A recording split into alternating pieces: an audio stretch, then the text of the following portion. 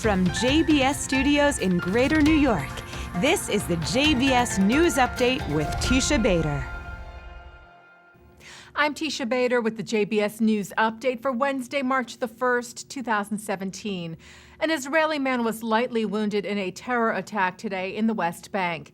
The incident took place in the Jewish settlement outpost of Chavat Mor, where a Palestinian terrorist armed with 2 knives infiltrated the settlement near Hebron and broke into the home of the Israeli man and stabbed him, reportedly in front of his wife and children. The 33-year-old Israeli was lightly injured, sustaining stab wounds to his limbs, but he was able to get his gun and shoot the terrorist, killing him. After evacuating 9 homes in the West Bank Jewish settlement of Ofra yesterday, Israeli security forces bulldozed the structures, which were set for demolition by Israel's High Court for being built unknowingly on private Palestinian-owned land. As we reported to you, police clashed with protesters at Ofra yesterday during the evacuation process, where a number of police officers were lightly injured and over a dozen protesters were arrested. Jewish organizations welcomed U.S. President Donald Trump's remarks last night in his address to Congress regarding recent anti-Semitism in the country, but urged action.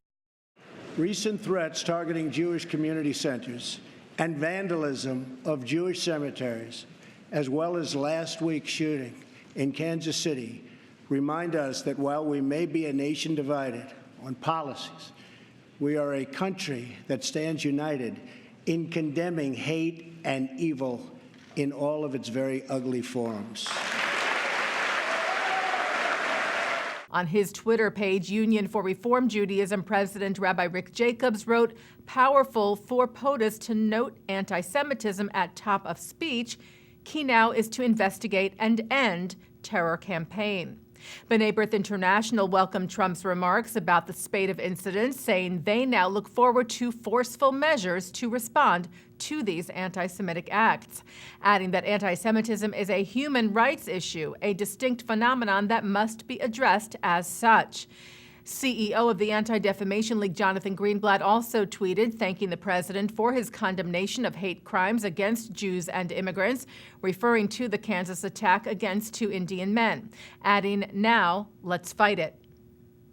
Meanwhile, in what appears to be another incident of anti-Semitism, a bullet hole was found yesterday morning in a classroom window at a synagogue in Indiana.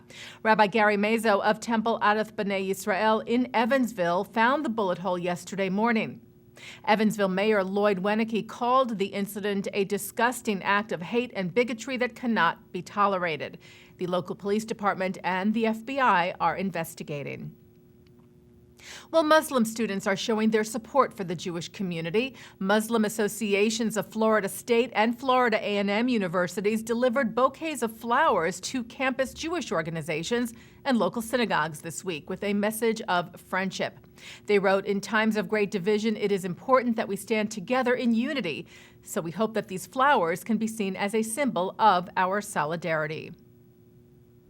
The U.S. ambassador to the United Nations Human Rights Council addressed the body today on the bias it shows Israel. Erin Barclay called out the Geneva-based council today for its unbalanced focus on Israel and urged reform. The United States also remains deeply troubled by the council's consistent, unfair, and unbalanced focus on one democratic country, Israel. No other nation is the focus of an entire agenda item. How is that a sensible priority? The obsession with Israel through Agenda Item 7 is the largest threat to this Council's credibility. It limits the good we can accomplish by making a mockery of this Council. The United States will oppose any effort to delegitimize or isolate Israel. The World Jewish Congress and Israel's permanent mission to the United Nations will co-host the 2nd annual Ambassadors Against BDS conference at UN headquarters in New York City this month. It aims to give college students the tools to fight the efforts of the boycott, divestment, and sanctions movement, which seeks to delegitimize the state of Israel on college campuses. Sponsoring organizations for the conference include Hillel International, the Israel America Council, Stand With Us, and B'nai B'rith. It convenes on March the 29th. And the former chief rabbi of Great Britain, Lord Jonathan Sacks, released a video last week to try and explain the danger and truth of the BDS movement, clarifying that it is not about human rights, but rather about the elimination of Israel. The director of the Reform Movement's Religious Action Center has been named to the board of the NAACP. Rabbi Jonah Pesner said he could not be more proud of the appointment. Pesner said eliminating racism and expanding civil rights are intrinsic Jewish values. And taking a look now at our programming for tonight, for Wednesday, March the 1st, at 7 o'clock, it's from the Aleph Bet. At 7:30, Canada's former Foreign Minister John Baird talks about how he helped to influence Canada's pro-Israel stand. At 8, Israel's ambassador to the UN, Danny Danon, presents the Israeli perspective to the conflict with the Palestinians at Columbia University, where he is interrupted several times by pro-Palestinian students.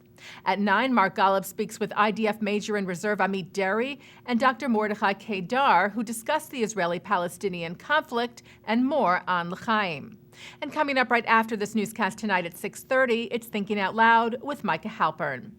And that's the JBS News Update for Wednesday, March the 1st, 2017. I'm Teisha Bader.